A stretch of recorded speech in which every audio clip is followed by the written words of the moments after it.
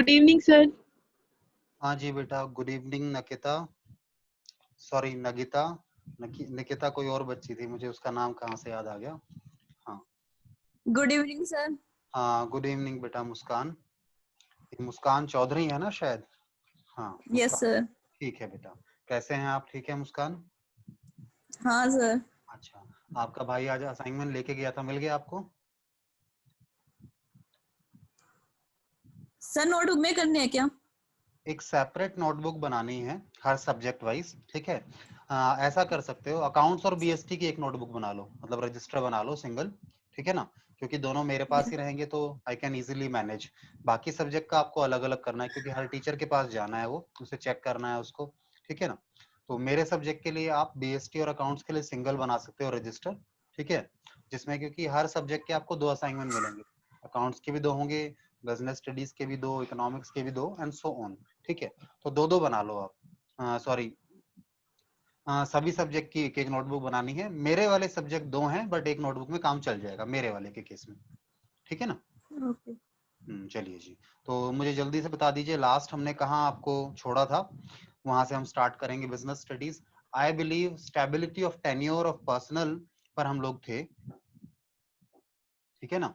अगर मैं गलत हूं तो मुझे करेक्ट करना आप लोग, मुझे जहां तक लगता है हम यहीं पर थे, ठीक है। मैं आपको स्क्रीन शेयर करता हूँ, 1 मिनट दीजिए मुझे बस आप लोग। कोई पिछली क्लासेस में डाउट है तो मुझे बताइए। ये अमित सैनी कौन है, जरा मुझे बताइए बच्चे। अमित सैनी, अच्छा अमित सैनी आई रिमेम्बर, ठीक है, ये नया बच्चा है, ठीक है। अमित आप फर्स्ट क्लास ले रहे हैं शायद हमारे साथ बिजनेस स्टडीज की बेटा? अच्छा अभी कनेक्ट नहीं हुआ है ये बच्चा, ठीक है। तो हाँ, तो स्टेबिलिटी ऑफ टेन्योर से हमने स्टार्ट करना था, राइट?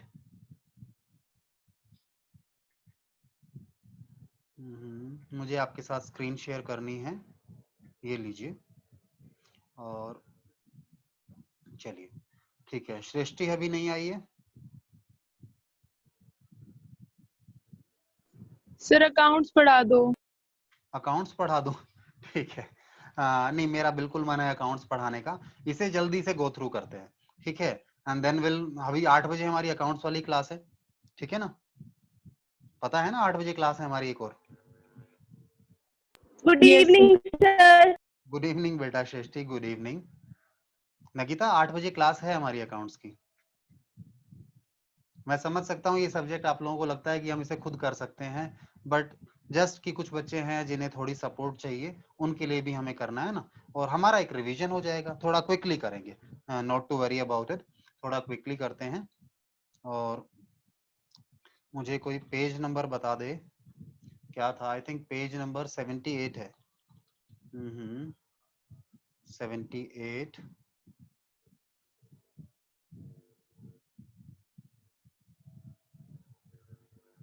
स्केलर चेन हमने कर लिया था आप लोगों के साथ, प्रिंसिपल ऑफ ऑर्डर भी हो गया था, प्रिंसिपल ऑफ इक्विटी हमने कर लिया। हाँ जी, यहाँ पर हम लोग हैं आपके साथ।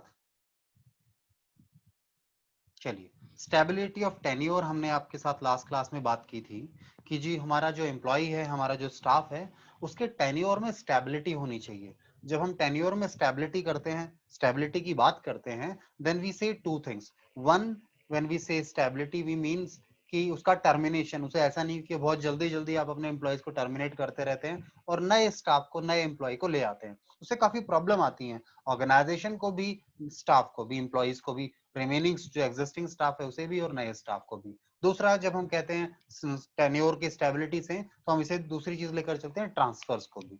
तो दोनों चीज के बारे में बात करते हैं। हम कहते हैं ना तो फ्रीक्वेंट ट्रांसफर्स होने चाहिए और ना ही टर्मिनेशंस होने चाहिए, दोनों ही बेकार हैं, ठीक है। क्यों? ऑर्गेनाइजेशन के लिए क्यों बेकार है? अगर फ्रीक्वेंट टर्मिनेशंस होंगी तो नए एम्प्लॉय को सिखाने के लिए आपको इनकर करनी पड़ेगी कॉस्ट, टाइम देना पड़ेगा पुराने स्टाफ को नए स्टाफ को सिखाने के लिए। ट्रांसफर के केस में भी वही होगा, जब एक एम्प्लॉय एक पोजीशन से दूसरी पोजीशन पर ट्रांसफर होता है या प्रमोशन होता है या डिमोशन होता है, जो भी है, उसमें क्या है, नई चीज को सीखने में टाइम लगता है और उसके कारण हमारा जो वर्क है वो डिस्टर्ब होता है, ठीक है। उसमें कॉस्ट भी आती है, ट्रेनिंग देनी पड़ेगी नए एम्प्लॉय को, ठीक है। दूसरा, एम्प्लॉय की तरफ भी ये हार्मफुल है। क्यों?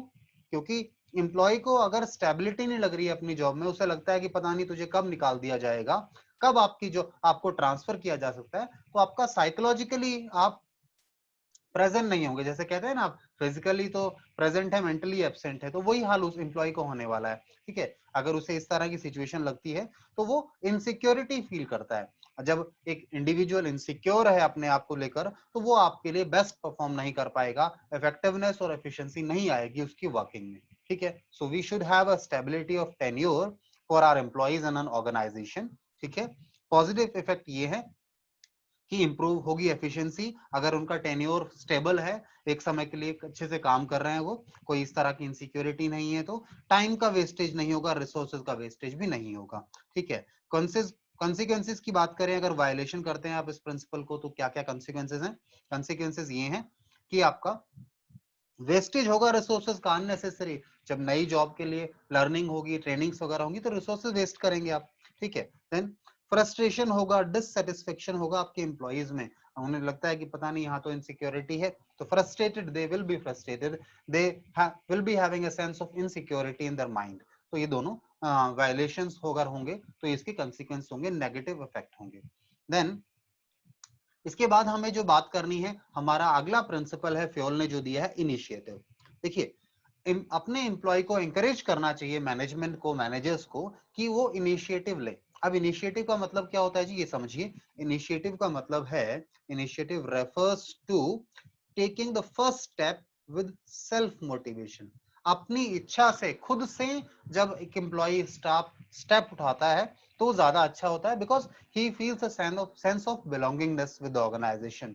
वो ऑर्गेनाइजेशन के लिए कुछ अच्छा करना चाहेगा, इनिशिएटिव लेना चाहेगा। तो इस तरह की इनिशिएटिव्स को हमें एंकरेज करना चाहिए। ठीक है, उन्हें अपॉर्चुनिटी देनी चाहिए मैनेजर्स को, कि हमारे जो स्टाफ है, हमारे जो एम्प्लॉइज हैं, वो इनिशिएटिव लें, नए आइडियाज दें, सजेशंस दें। ठीक है, ताकि उन्हें भी लगे कि they are part of the organisation को। मैनेजर को ऐसा नहीं करना चाहिए कि सारे डिसीजन उनसे बगैर पूछे ले, उनकी सलाह ना ली जाए, वो चीजें नहीं होनी चाहिए। तो इनिशिएटिव इज वेरी इंपॉर्टेंट। ठीक है, अगर आप अच्छा, एक चीज और है, जब हम इनिशिएटिव की बात कर रहे हैं ना, तो इसका मतलब ये भी नहीं है कि हमने कहा कि नहीं आपके सजेशंस देने हैं एम्प्लॉइज को, हमने कहा आपको सजेशंस देने हैं, आपको नए आइडियाज बताने हैं। इसका मतलब ये नहीं है कि जब मैनेजमेंट ने कोई चीज डिसाइड की है तो आप कहें नहीं नहीं, तो हम तो अपने मन से करेंगे। नहीं, once a thing is decided, a plan of course of plan is decided, तो वो जो डिसाइड हुआ है उस पर काम करना है सभी लोगों को, एक कॉमन डायरेक्शन में, कॉमन गोल को अचीव करने के लिए। ठीक है, तो ये इनिशिएटिव का पार्ट था। देन इसके पॉजिटिव एंड नेगेटिव्स हैं। पॉजिटिव इफेक्ट क्या होंगे इसको अगर आप फॉलो करते हैं तो? ठीक है, एक बिलोंगिंगनेस की फीलिंग आती है एम्प्लॉइज में। ठीक है, employ achieve target on time if they are set up with consultation. अगर उनकी सलाह लेकर कोई काम प्लान किया जाता है, ठीक है, then they are part of it, वो काम जल्दी पूरा होगा।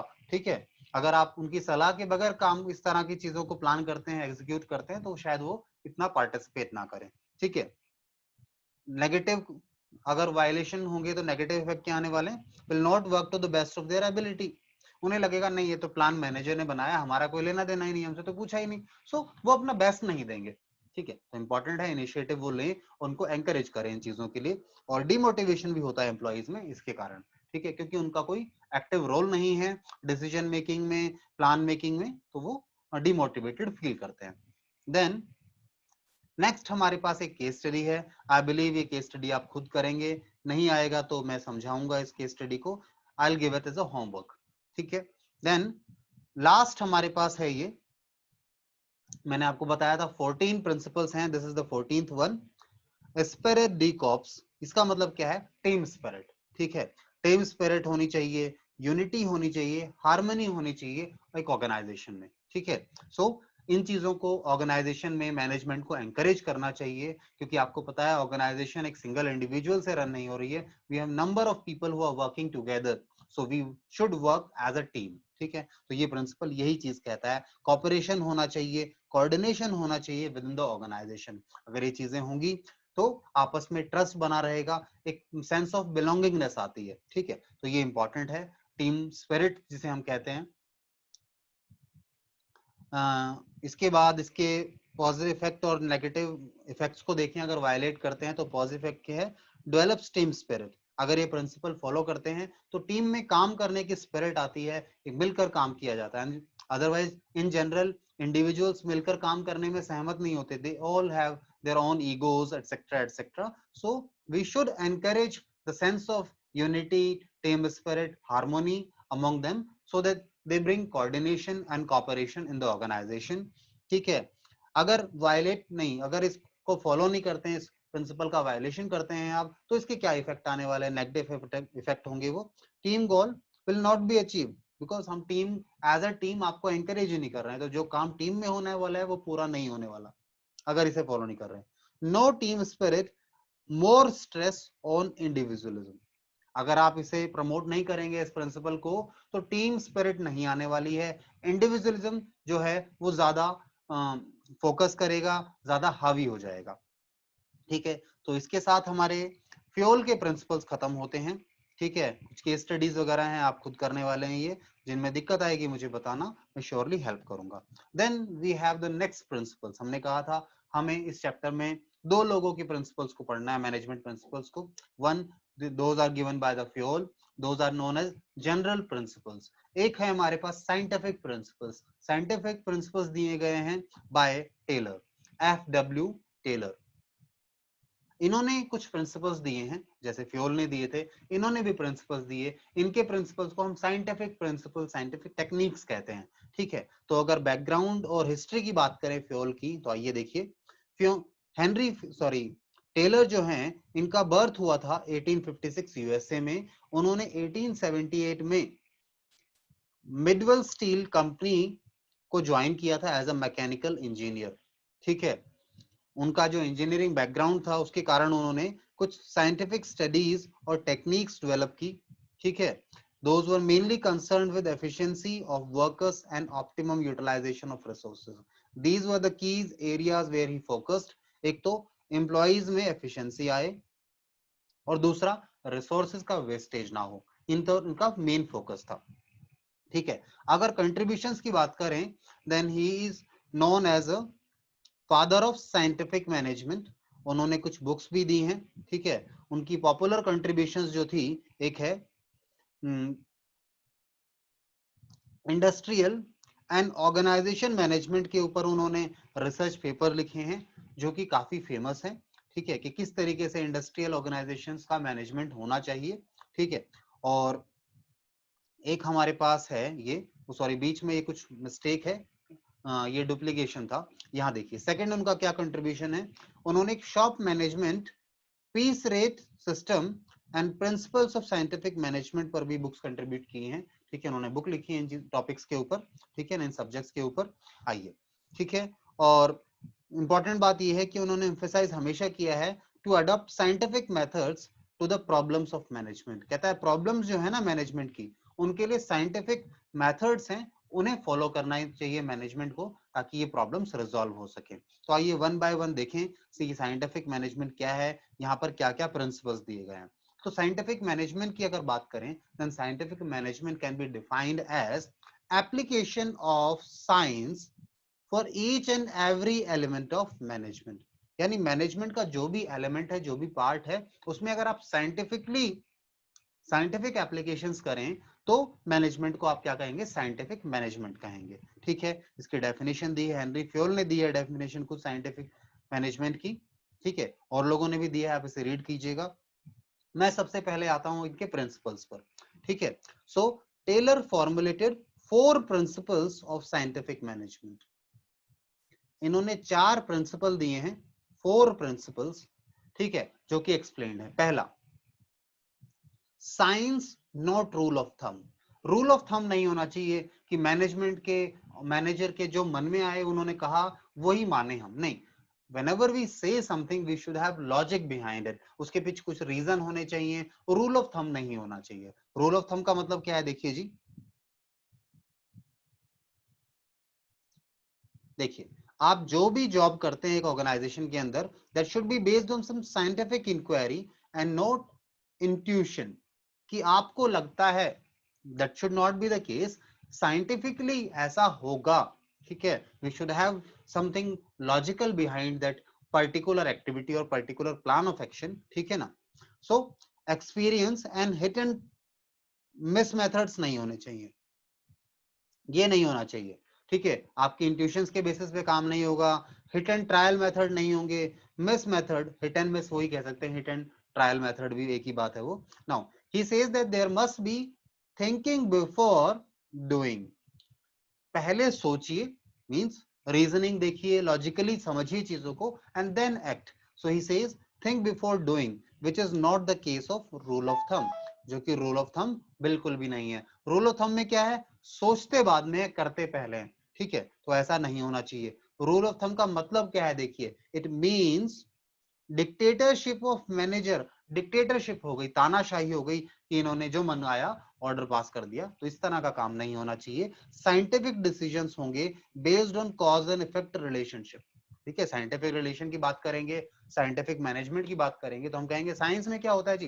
कॉज एंड इफेक्ट होता है, आप ऐसा करेंगे तो उसका ये इफेक्ट आएगा। सो thinking before doing, that is rule of thumb, नहीं होना चाहिए। साइंस होना चाहिए जब भी आप कोई डिसीजन लेते हैं, जब भी कोई आप एक्शन करते हैं, ठीक है। सो टेलर ने इस पर इंसिस्ट किया, उन्होंने कहा नहीं, जो रूल ऑफ थंब है वो काम नहीं करेगा, ठीक है, आपको साइंटिफिकली चीजों को देखना होगा, लॉजिकली देखना होगा, पहले सोचना होगा, देन आपको काम करना है। ऐसे नहीं बगैर सोचे समझे कि अपनी इंट्यूशन पर कि मुझे लगता है साहब ऐसा करना अच्छा है, नहीं, आपको जब लगता है तो उसके पीछे कुछ रिसर्च हो, उसके पीछे आपने कोई स्टडी की हो, कोई रीजनिंग हो, कोई एक्सप्लेनेशन होनी चाहिए, ठीक है। इसका एग्जांपल आप करेंगे, ठीक है, यहाँ एग्जांपल दिया हुआ है, that you will go through it. Next I am moving to next principle, 4 principles हैं, उसमें से अगला है हार्मनी, नॉट डिस्कॉर्ड। हार्मनी होना चाहिए ऑर्गेनाइजेशन में, जब भी हमें पता है ऑर्गेनाइजेशन में आपको मिलकर काम करना है, हार्मनी के साथ, ठीक है, एक दूसरे के साथ सपोर्ट करते हुए एज अ टीम काम करना है, ठीक है। So according to this principle, those who work together, जो लोग एक साथ काम करते हैं in an organisation, must work in harmony, that is mutual give and take and proper understanding. ये बहुत इंपॉर्टेंट है ऑर्गेनाइजेशन के लिए। अगर ऑर्गेनाइजेशन में म्यूचुअल गिव एंड टेक नहीं है, प्रॉपर अंडरस्टैंडिंग नहीं है, तो ऑर्गेनाइजेशन फेल करेगा। Now in general, in every organisation there are 2 group of people. एक ऑर्गेनाइजेशन में इन जनरल 2 ग्रुप होते हैं, 2 टाइप के लोग होते हैं। पहला ग्रुप वो है workers and management groups, and both the groups work as a rivals of each other. कहता है एक ऑर्गेनाइजेशन में 2 ग्रुप हैं एम्प्लॉइज के, स्टाफ के, एक तो है मैनेजमेंट और दूसरा है वर्कर, और ये दोनों हमेशा एक दूसरे के राइवलरी की तरह होते हैं, अपोजिट। जो मैनेजमेंट चाहता है वो वर्कर्स नहीं करना चाहते, और जो वर्कर्स चाहता है वो मैनेजमेंट नहीं देना चाहते, क्योंकि दोनों के, जिसे कहते हैं हम लोग कि दोनों का इंटरेस्ट एरियाज मैच नहीं करते, दोनों का थिंकिंग मैच नहीं करता मेजोरिटी टाइम्स, तो उन दोनों को मिलकर काम करना है, हार्मनी होनी चाहिए, स्क्वाड नहीं होना चाहिए, ठीक है। तो इसी को कहा गया है, 2 ग्रुप्स के बारे में बात की गई है, ठीक है, that they are underpaid. Worker क्या सोचते हैं जी, वर्कर ये सोचता है कि वो अंडरपेड हैं, वो ओवरबर्डन्ड हैं, ठीक है, एंड विद वर्क। और मैनेजमेंट क्या सोचता है, मैनेजमेंट ये सोचता है that workers are good for nothing, जो हमारे वर्कर्स है वो तो किसी काम के ही नहीं है। और मैं वर्कर क्या सोचता है, उन्हें पूरी तनख्वाह नहीं मिलती है, उन्हें काम ज्यादा दिया जाता है, तो they are rival of each other, ठीक है। तो ये प्रिंसिपल इंसिस्ट करता है कि जो दोनों ग्रुप हैं उन्हें अपने एटीट्यूड में चेंज लेकर आना होगा, फॉर ईच अदर, एक दूसरे के लिए चेंज लेकर आना है, ताकि काम सही से हो सकता है। ही इंसिस्ट ऑन मेंटल रेवोल्यूशन, वो बात करते हैं कि मेंटल रेवोल्यूशन होना चाहिए, जो हमारी सोच है इसमें बदलाव होना चाहिए, रेवोल्यूशन आना चाहिए, ठीक है, which means complete change in attitude and outlook for each other. जो हमारा एटीट्यूड है एक दूसरे के प्रति, हमारा जो नजरिया है देखने का एक दूसरे को, वो बदलना चाहिए, उसमें चेंज आना चाहिए। We must develop positive thinking for each other and work with harmony and avoid discord, and their objectives are in one direction only. तो हमें ये जो आपस में मतभेद है इसे भुलाना चाहिए, इसे हटाना चाहिए किसी तरह करके, ठीक है। क्योंकि एट द एंड हम दोनों को ही, दोनों ग्रुप्स को एक ही डायरेक्शन में मूव करना है ऑर्गेनाइजेशंस के ऑब्जेक्टिव्स को अचीव करने के लिए, ठीक है। आगे चलें, इसके बाद एग्जाम्पल आप देख सकते हैं, आप कहें तो मैं रीड करवा दूं या आगे चल सकता हूं इस एग्जाम्पल को ना पढ़कर, एग्जाम्पल आप गो थ्रू कर लेंगे, मैंने बेसिक अंडरस्टैंडिंग दे दी इस प्रिंसिपल की आपको, ठीक है ना। जैसे इन्होंने यहाँ पर एक बात की हुई है, ये देखिए बोनस वाली बात। अगर आप अच्छा काम करते हैं तो आपको बोनस मिलना चाहिए, ठीक है, इससे वर्कर भी खुश होगा और अच्छा काम किया है तो मैनेजमेंट भी खुश होगा। तो आगे चलें इसके बाद।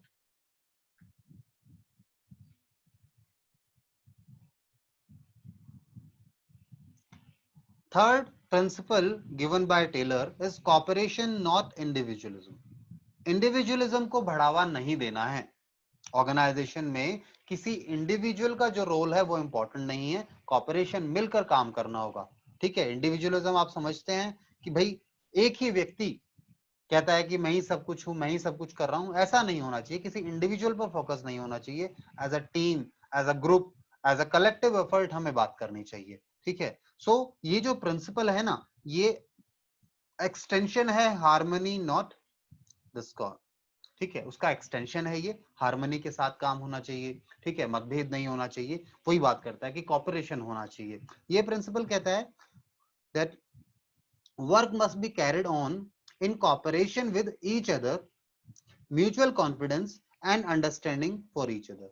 तो वर्क एक दूसरे के साथ मिलकर करना है, म्यूचुअल अंडरस्टैंडिंग होनी चाहिए, कॉपरेशन करना चाहिए एक दूसरे के साथ, तभी काम हो पाएगा, ठीक है। अदरवाइज हम अपना काम टारगेट ही अचीव नहीं कर पाएंगे, वो डिस्प्यूट्स रहेंगे, वो कहीं और भागेंगे डायरेक्शन में, हम कहीं और भागेंगे, अल्टीमेटली ऑर्गेनाइजेशन गोल्स अचीव नहीं कर पाएंगे हम लोग, ठीक है। सो कॉपरेशन नॉट इंडिविजुअलिज्म को आपको ध्यान देना है। देन हमारे पास नेक्स्ट जी ये है फोर्थ प्रिंसिपल है development of workers to their greatest efficiency and prosperity. Organisation का गोल होना चाहिए, टारगेट होना चाहिए, उनका वर्क होना चाहिए कि उन्हें अपने वर्कर्स को, उन्हें अपने एम्प्लॉयज को ग्रेटेस्ट एफिशिएंसी पर लेकर जाना है, उन्हें प्रॉपर ट्रेनिंग्स देनी है, प्रोस्पेरिटी, उनके हित के बारे में सोचना है, समझना है, ठीक है। So it says industrial efficiency depends upon efficiency of worker. अगर आपका इंडस्ट्री की बात करें, आपके बिजनेस की बात करें, बिजनेस एफिशिएंट तभी होगा जब आपके यहाँ पे जो काम करने वाले एम्प्लॉयज हैं, वर्कर्स हैं, स्टाफ है, वो एफिशिएंट है। उनकी एफिशिएंसी ही तो ऑर्गेनाइजेशन की एफिशिएंसी है, ठीक है। So now worker efficiency depends upon training and their selection. अब वर्कर की जो एफिशिएंसी है वो किस पर डिपेंड करती है कि उसे प्रॉपर ट्रेनिंग मिले, उसका जो सिलेक्शन है वो अच्छे से किया जाए, यानी जो इंडिविजुअल जिस जॉब के लिए, जिस पोजीशन के लिए सुटेबल है, उसका सिलेक्शन वहीं पर हो, ठीक है ना। So Taylor insisted that due care should be taken while selecting and after selecting they must given a job according to their qualification. इस पर काफी फोकस है टेलर का कि आपको जब आप एम्प्लॉय को सेलेक्ट करते हैं उस समय आपको ध्यान देना चाहिए, और सिलेक्शन के बाद उसकी कैपेबिलिटीज जो हैं, उसकी क्वालिफिकेशंस जो हैं, उसके अकॉर्डिंगली उसको काम देना चाहिए, ठीक है। उससे क्या है, एम्प्लॉय अपना बेस्ट दे पाएगा, एफिशिएंटली काम कर पाएगा और दोनों के लिए वो बेनिफिशियल होगा, ठीक है। तो ये हमारा लास्ट प्रिंसिपल है। इसके बाद हम बात करेंगे, अच्छा यहां तक कुछ प्रॉब्लम है तो मुझे बता सकते हैं आप लोग, किसी को कोई डाउट क्वेरी है तो मुझे बताइए। No sir. चलिए ठीक है। Then we are coming to some techniques. देखो जो टेलर ने जो है कुछ प्रिंसिपल्स दिए हैं, 4 प्रिंसिपल्स हैं और कुछ टेक्निक्स बताई हैं, ठीक है, जो कि साइंटिफिक मैनेजमेंट के अंडर आती हैं। तो आइए जो साइंटिफिक टेक्निक्स दी हैं उन्होंने टेलर ने, उनको वन बाय वन डिस्कस करें। देखिए इन टेक्निक्स को हम थोड़ा सा डिटेल में करने वाले हैं, अलाउ मी सम टाइम, क्योंकि मुझे लगता है कि आप लोग थोड़ा जल्दी चाहते हैं और मैं धीरे चल रहा हूँ, ठीक है। सो कॉमन टेक्निक्स हैं, सबसे पहले फंक्शनल फॉरमैनशिप, क्योंकि ये चीजें समझ नहीं आती बच्चे को, so we have to go line by line, ठीक है। एक बार गो थ्रू कर लें, ठीक है, फिर आप बाद में अपने हिसाब से उसे नोट्स बनाते समय इंपॉर्टेंट चीजें ध्यान रख सकते हैं। हाँ जी, तो क्या होता है फंक्शनल फॉरमैनशिप? फंक्शनल फॉरमैनशिप का मतलब है कि जो एक डिवीजन है हमारा, ठीक है ना, जो डिवीजन होना चाहिए of a factory in 2 departments. क्या कहता है, आपकी जो फैक्ट्री है उसे आपको 2 डिपार्टमेंट्स में बांटना चाहिए, ठीक है, 2 डिपार्टमेंट्स में। पहला प्लानिंग डिपार्टमेंट होगा और दूसरा होगा प्रोडक्शन डिपार्टमेंट। आप समझ रहे हैं, फैक्ट्री को ही आपने दो पार्ट में बांटा, एक जो प्लान करेंगे, दूसरे जो प्रोडक्शन पर फोकस करेंगे। ठीक है, now Taylor felt that worker must be free from burden of planning. क्यों ऐसा कहा, इस टेक्निक को क्यों फॉलो किया गया? क्योंकि टेलर का मानना है कि जो वर्कर है उसे प्लानिंग वाले पार्ट से अलग रखना चाहिए, उसको वो उसे ओवर बर्डन फील करता है वो, ठीक है, वो उसका बर्डन उसे नहीं देना चाहिए प्लानिंग पार्ट का, उसके फोकस करना चाहिए प्रोडक्शन पर। ठीक है, एंड दे वो फोकस वाली बात मैं यहाँ पे आ गई, that they must concentrate on work. ठीक है, now to develop specialisation in the productivity. अब जब वो केवल प्रोडक्शन पर फोकस करेंगे तो क्या होगा जी, उनका स्पेशलाइजेशन इंक्रीज होगा, उनकी एफिशिएंसी इंक्रीज होगी। ठीक है, Taylor suggested that each department, under each department there must be some functional experts. हर डिपार्टमेंट के अंदर ना कुछ फंक्शनल एक्सपर्ट्स होने चाहिए to supervise, guide and instruct workers. ठीक है, तो अगली बात इन्होंने क्या कही है, पहले तो क्या कहा, हर फैक्ट्री के अंदर डिवीजन होना चाहिए दो डिपार्टमेंट्स में, एक तो प्लानिंग डिपार्टमेंट और एक प्रोडक्शन डिपार्टमेंट। दूसरी क्या कहते हैं, इन्होंने कहा है हर डिपार्टमेंट के अंदर भी फंक्शनल एक्सपर्ट्स होने चाहिए, उस फंक्शन को समझने वाले एक्सपर्ट लोग होने चाहिए। ठीक है, सुपरवाइज करने के लिए, गाइड करने के लिए, इंस्ट्रक्ट करने के लिए, अगर हमारे एम्प्लॉय को किस तरह की परेशानी आती है तो उसे इंस्ट्रक्ट किया जा सके, उसे गाइड किया जा सके, उसे समझाया जा सके। Now one foreman cannot be expert in every aspect of work। अब ये बात भी इंपॉर्टेंट है, हमने कहा एक्सपर्ट चाहिए, तो एक फॉरमैन, एक सुपरवाइजर जो है वो हर चीज में एक्सपर्ट तो नहीं हो सकता। So Taylor stressed on minimum 8 specialist, कितने, कम से कम 8 स्पेशलिस्ट होने चाहिए। ठीक है, और फंक्शनल एक्सपर्ट्स जिसे आप कह देते हैं, तो 8 एक्सपर्ट की बात की है, वो will be supervising and giving orders to workers. ठीक है, चलिए, each boss will be specialized in one aspect of work while observing and instructing the worker। there will be definitely specialization। अब जब 8 लोग होंगे अपने अपने फील्ड में एक्सपर्टाइज्ड, तो वो अपने अपने फील्ड का एक्सपर्टाइज, अपने अपना इंस्ट्रक्शंस वो देंगे उनको। ठीक है, नहीं, आगे आइए, this technique is extension of principle of division of labour. ये जो प्रिंसिपल है, सॉरी ये टेक्निक है, ये डिवीजन ऑफ लेबर का एक्सटेंशन है, कि आपको डिवीजन करना चाहिए, जिसका जो काम है उसको दिया जाए, ज्यादा ओवरबर्डन ना हो, स्पेशलाइजेशन आता है डिवीजन ऑफ वर्क से। ठीक है ना। Now Taylor said foreman must be intelligent. ये तो ऑब्वियस है कि जो आपका फॉरमैन है, आपका जो सुपरवाइजर है, वो इंटेलिजेंट हो, एजुकेटेड हो, एनर्जेटिक हो, ऑनेस्ट हो, स्पेशलाइज्ड हो, या फिर प्रोफेशनल एक्सपर्ट हो। तो ये क्वालिटीज तो एक फॉरमैन, एक सुपरवाइजर में होनी ही चाहिए। ठीक है, all the qualities can not be found in one person. अब इंपॉर्टेंट बात क्या आती है कि ये सारी क्वालिटीज एक इंडिविजुअल में तो, एक पर्सन में तो मिलेंगी नहीं। That's why they have given a stress on 8 experts, 4 under each department to order and guide the workers. ठीक है, तो दोनों में 4-4 एक्सपर्ट होंगे। ठीक है, आइए अब ये 4-4 एक्सपर्ट्स कौन है, कैसे हैं, ये समझें। सबसे पहले प्लानिंग के अंडर में देखें, मैंने कहा दो पार्ट किए हमने फैक्ट्री के, एक प्लानिंग डिवीजन या डिपार्टमेंट और एक प्रोडक्शन डिवीजन या डिपार्टमेंट। ठीक है, अब प्लानिंग डिपार्टमेंट में जो 4 फॉरमैन होंगे, जो 4 एक्सपर्ट होंगे, वो कौन कौन है। पहला, रूट क्लर्क। रूट क्लर्क का काम क्या होगा, सुनिए जी। This foreman is responsible to fix up the sequence of steps for performing mechanical और मैनुअल जॉब्स। नाम ही देखिए ना, रूट क्लर्क है, वो आपको रूट बताएगा, यानी वो सीक्वेंस या स्टेप्स बताएगा कि क्या क्या स्टेप्स फॉलो करने हैं, लेने हैं जॉब्स को परफॉर्म करने के लिए। ठीक है, इसका काम इतना सा है केवल। ठीक है, कहीं इंटरफेयर नहीं करेंगे एक दूसरे के, इन सबके काम ही अलग अलग है। सॉरी, यहां तक कोई डाउट है तो बताइए मुझे, है कोई डाउट यहां तक? No, sir. तो अभी तक हमने इस टेक्निक में ये समझा कि एक फैक्ट्री में हमने दो डिवीजन कर लिए, one is production, one is planning. फिर हमने कहा टोटल 8 फॉरमैन होने चाहिए, दोनों डिपार्टमेंट्स के अंदर 4-4। अब हम पहला प्लानिंग में देख रहे हैं, तो पहला प्लानिंग के अंदर जो हमारा है, जो फॉरमैन है वो है रूट क्लर्क, जो एक्सपर्ट है वो है रूट क्लर्क, जो आपको रूट बताएगा, आपको स्टेप्स बताएगा कि क्या क्या स्टेप्स होंगी। ये इन्होंने चार्ट दिया है, इस चार्ट को भी एक तरीके से जो हमने बात की है उसे समझ सकते हैं। आप कहें तो मैं इसे रोटेट करके दिखाऊं आप लोगों को, देखते हैं ये पेज रोटेट हो पाएगा हमारे पास क्या। रोटेट तो हो गया है जी। अब देखें ये दिखेगा कैसा कुछ, आइए।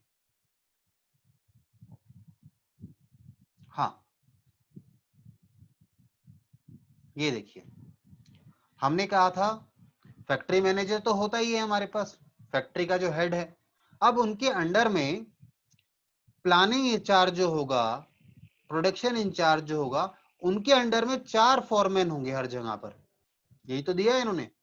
हम भाभी बात करके आए हैं रूट क्लर्क की, और ये सब लोग इंस्ट्रक्शन किसको देते हैं? वर्कर को देते हैं। तो ये डायग्रामेटिक उन्होंने बताने की कोशिश की है। ठीक है, तो आगे चलेंगे इस चीज को समझने के लिए। और हमें देखें पेज कैसा आएगा, शायद रोटेट करके ही आएगा। आइए मैं इसे एक बार चेंज कर लेता हूँ।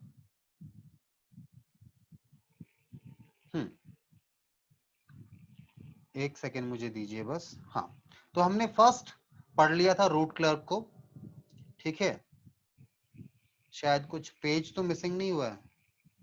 अच्छा नहीं नहीं नहीं, ठीक है ठीक है, ये सेकंड है, वहां पे नंबरिंग ए था ना शायद। हाँ ठीक है, इंस्ट्रक्शन एंड शिवानी कार्ड। को अब दूर कैसे फिर जाना पड़ेगा यार, मेरे को नहीं ठीक है, instruction card clerk. Instruction card clerk का काम क्या है? This foreman is responsible for giving general instructions necessary to carry on job in specified manner. ठीक है, कुछ जनरल इंस्ट्रक्शंस अगर हैं काम को करने के लिए, तो वो इंस्ट्रक्शंस कौन देगा? ये देगा। ठीक है, instruction card clerk. Then time and cost clerk, ये ध्यान रखिएगा, प्लानिंग में है सारे ये लोग।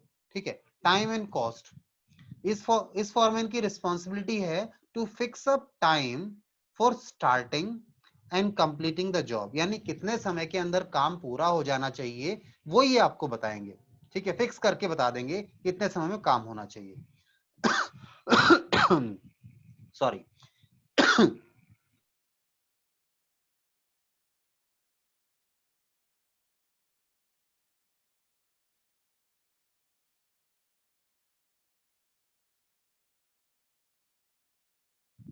हाँ जी, तो टाइम एंड कॉस्ट क्लर्क का काम क्या है? ये पहला तो आपको बताएंगे कितने समय के अंदर काम हो जाना चाहिए। दूसरा, ये कॉस्ट शीट भी बनाते हैं। कॉस्ट शीट का मतलब है किसी एक काम को पूरा करने में, किसी प्रोडक्ट को बनाने में कितनी कॉस्ट आती है, वो कॉस्ट शीट में दिखाया जाता है। आगे चलेंगे जब हम अपने हमारे फील्ड में, ठीक है, जब आप प्रोफेशनल कोर्सेज में जाएंगे, आप ग्रेजुएशन वगैरह में जाएंगे, तो वहां हमारे पास एक सब्जेक्ट भी आएगा, कॉस्ट अकाउंटिंग। ठीक है, जो आपने शायद क्लास 11 में एक बेसिक में पढ़ा भी हो, डिफरेंट सब फील्ड्स ऑफ अकाउंटिंग। तो कॉस्ट अकाउंटिंग है, कॉस्ट अकाउंटेंट का काम होता है ये। ठीक है, तो ये जो कॉस्ट क्लर्क है ये प्रोफेशनल भी हो सकता है जिसे कॉस्टिंग की नॉलेज है। Then last under planning division या डिपार्टमेंट इज डिसिप्लिनरी। इसका काम क्या है? डिसिप्लिन मेंटेन करके रखना। ठीक है, so this foreman is responsible for performance job in orderly and systematic way. तो डिसिप्लिन मेंटेन होगा तभी तो काम सही तरीके से, ऑर्डरली मैनर में होंगे, सिस्टमेटिक तरीके से हो पाएंगे। ठीक है, नाउ ऑपरेशनल डिपार्टमेंट के अंडर अगर जो फॉरमैन हैं उनकी बात करें तो सबसे पहले है गैंग बॉस। गैंग बॉस क्या होता है? नाम देखो, काफी अच्छे नाम दिए गए हैं। ठीक है, बच्चे को लगता है पता नहीं क्या नाम है इसका। ठीक है, क्या काम है इसका? ही अरेंजेस ऑल मशीन्स। ठीक है, सारे मशीन्स अरेंज करता है, ये सारे टूल्स अरेंज करता है। ये वर्कर नहीं है, ध्यान देना, ये इनका काम सुपरविजन वगैरह है। ठीक है, गाइड करना है, इंस्ट्रक्शंस देना है। तो प्लानिंग वाले पार्ट हमने कर लिए, प्लानिंग वाले जो इंस्ट्रक्टर होंगे। अब हम प्रोडक्शन के अंदर बात कर रहे हैं, तो सारी मशीन्स को अरेंज करना, टूल्स को अरेंज करना, या फिर और कोई रिसोर्सेज अगर चाहिए हमें जॉब को पूरा करने के लिए, तो उनको अरेंज करना भी रिस्पॉन्सिबिलिटी इसकी है, वर्कर की जिम्मेदारी नहीं है। हाँ सृष्टि बेटा बताइए, कुछ पूछना है बेटा सृष्टि? नहीं सर, वो गलती से हो गया। चलिए आगे चलते हैं फिर हम लोग। Speed wash. ठीक है, नाम देखो स्पीड बॉस, इसका काम ही है आपकी स्पीड पर ध्यान देना, यानी आप समय पे काम पूरा कर लें। तो ये क्या एश्योर करते हैं, ये टाइमली कंप्लीशन हो जाए, काम समय पे पूरा हो जाए। अब वर्कर्स को तो अपना काम करना है, समय पे काम पूरा करवाना इनकी जिम्मेदारी आ गई। रिपेयर बॉस, नाम ही है देखो रिपेयर, तो मशीन्स में टूल्स वगैरह में अगर कुछ रिपेयर वगैरह करवाना है तो उसकी वर्किंग कंडीशन देखना है, सारे काम किनके हैं, इनके हैं। ठीक है, तो ये क्या इंश्योर करते हैं कि हमारी जो मशीन्स है, टूल्स हैं, वो अच्छी वर्किंग कंडीशन में हो। वो रिपेयर वगैरह कराने हैं तो वो ही करवाएंगे, वर्कर को सिरदर्दी नहीं लेनी इसकी भी। ठीक है, वो अपने प्रोडक्शन पर फोकस करेगा। इंस्पेक्टर, दिस बॉस यानी this foreman keeps a check on quality. Inspector होते हैं ना, जैसे एक्साइज इंस्पेक्टर है, क्वालिटी इंस्पेक्टर होते हैं, तो ये क्वालिटी इंस्पेक्टर की तरह काम कर रहे हैं। He checks on keep a check on quality control of the output, यानी जो फाइनली आपने प्रोड्यूस किया है उसकी क्वालिटी को एग्जामिन करना, चेक करना किसकी रिस्पॉन्सिबिलिटी है, आर इंस्पेक्टर। ठीक है, तो याद रखने हैं ध्यान से समझ के, तो थोड़ा सा ये इंपॉर्टेंट था इसलिए मैंने डिटेल में आपको लाइन बाय लाइन एक एक चीज समझाई है। ठीक है, then Taylor emphasized or suggested that when every foreman instruct an order, workers efficiency will improve. ठीक है, तो ये सारे इंपॉर्टेंट इंस्ट्रक्टर्स हैं, सारे इंपॉर्टेंट फॉरमैन हैं, अगर ये सही तरीके से इंस्ट्रक्ट करेंगे तो श्योरली वर्कर की एफिशिएंसी इंक्रीज होगी। ठीक है, चलिए जी, इसके बाद हम नेक्स्ट चलने वाले हैं, और नेक्स्ट हमारे पास देखें क्या है। नेक्स्ट है स्टैंडर्डाइजेशन एंड सिंप्लीफिकेशन। ठीक है, ये भी हमारी टेक्निक है जो कहती है कि भैया स्टैंडर्डाइजेशन होना चाहिए, सिंप्लीफिकेशन होना चाहिए। ठीक है, तो आइए इस पर चलें। स्टैंडर्डाइजेशन आप समझते हैं क्या होता है, हर चीज का एक स्टैंडर्ड बनाया जाता है, स्टैंडर्ड वेट होता है, स्टैंडर्ड प्रोसीजर्स होते हैं, तो वो फॉलो किए जाने चाहिए। ठीक है, स्टैंडर्ड्स फॉलो नहीं होंगे तो प्रॉब्लम आ सकती है। ऐसे ही सिंप्लीफिकेशन किया जाना चाहिए। सिंप्लीफिकेशन का मतलब हम समझते हैं काम को सिंप्लीफाई किया जाए। ठीक है, कॉम्प्लिकेट करेंगे तो हमारे वर्कर्स समझ नहीं पाएंगे, प्रॉब्लम्स आएंगी। ठीक है ना, तो इसलिए सिंप्लीफिकेशन भी बहुत जरूरी है। आइए जी, तो बात करें इस टेक्निक की, देन दिस टेक्निक सेज और emphasizes on maintaining standard relating to every step of business operation. Business में जो भी ऑपरेशंस हो रहे हैं वहां पे स्टैंडर्ड मेंटेन किया जाता है। आपको अगर मैं बात करूं स्टैंडर्ड्स की, तो आप स्टैंडर्ड कैसे समझ सकते हैं, आपको पता है आपके फोन में जो चार्जर्स लगते हैं, या आपके लैपटॉप में, आपके कंप्यूटर्स में यूएसबी केबल लगता है, या पेन ड्राइव्स होते हैं, इनके स्टैंडर्ड साइज होते हैं। क्या आपको कभी ऐसा लगा है कि आपने किसी और कंपनी का पेन ड्राइव खरीदा, वो आपके सिस्टम में लग ही नहीं रहा है? नहीं, they have a standard size, वो हमेशा उसी पैरामीटर पे बने गए। ठीक है, वही साइज होगा, सेम मेजरमेंट होगा, 19-20 का भी अंतर नहीं होता। ठीक है, that is termed as standardised. ठीक है, अब एक स्टैंडर्ड प्रोडक्ट है। ठीक है, ऐसे ही आप बात कर सकते हैं, आप किसी चीज में बात करें, जैसे हाँ, फुटवेयर लाइन में जाइए आप। फुटवेयर लाइन में अगर आप जाते हैं और आप कंपनी का प्रोडक्ट, अच्छे ब्रांड का अगर प्रोडक्ट खरीदते हैं, फुटवेयर खरीदते हैं, तो वहां पर आप देखिए जो उनका साइज होता है ना, स्टैंडर्ड होता है। ऐसा नहीं होता इसका, अगर अच्छी बात कर रहे हैं ब्रांड की, कंपनी की, लोकल नहीं, लोकल प्रोडक्ट की बात नहीं कर रहे हैं, जो डुप्लीकेट प्रोडक्ट आते हैं उनका तो नहीं हम बात करते, पर इन जनरल क्वालिटी प्रोडक्ट जो होता है उनके साइज जो है वो सभी कंपनी इसके वेरी नहीं करेंगे, सेम होगा। अगर किसी ने 38 साइज बताया तो दूसरी कंपनी का 38 भी सेम उतना ही आएगा। तो स्टैंडर्ड मेंटेन किया जाता है, और बहुत सब लगभग हर जगह पे स्टैंडर्ड साइज होते हैं, स्टैंडर्ड्स मेंटेन किए जाते हैं। तो ये भी कहते हैं कि ऑर्गेनाइजेशन के जो भी ऑपरेशंस हैं वहां पर स्टैंडर्ड मेंटेन किए जाने चाहिए। स्टैंडर्डाइजेशन का मतलब क्या है, standardisation of output is possible if standard is maintain right from selection of tools. अब ये कहता है सर स्टैंडर्ड कैसे मेंटेन हो पाएंगे, स्टैंडर्ड तब मेंटेन हो पाएंगे जब हम फ्रॉम द वेरी बिगिनिंग इस चीज को फोकस करें। अगर आप बाद में एट द एंड आउटपुट को स्टैंडर्ड मेंटेन करने जाएं और इनपुट के स्टैंडर्ड्स ही नहीं है तो स्टैंडर्ड्स मेंटेन नहीं हो सकते। ठीक है, एक्यूरेसी कह सकते हैं एक तरीके से आप स्टैंडर्ड मेंटेन करने का, यानी आप एक्यूरेसी लेवल्स को मेंटेन करने की बात कर रहे हैं। ठीक है, तो आपको स्टार्टिंग से ही जब आप टूल्स का सिलेक्शन कर रहे हैं, आप इक्विपमेंट का सिलेक्शन कर रहे हैं प्रोडक्शन के लिए, आप मशीन्स का सिलेक्शन कर रहे हैं, ठीक है, मैक्सिमाइज द आउटपुट बाय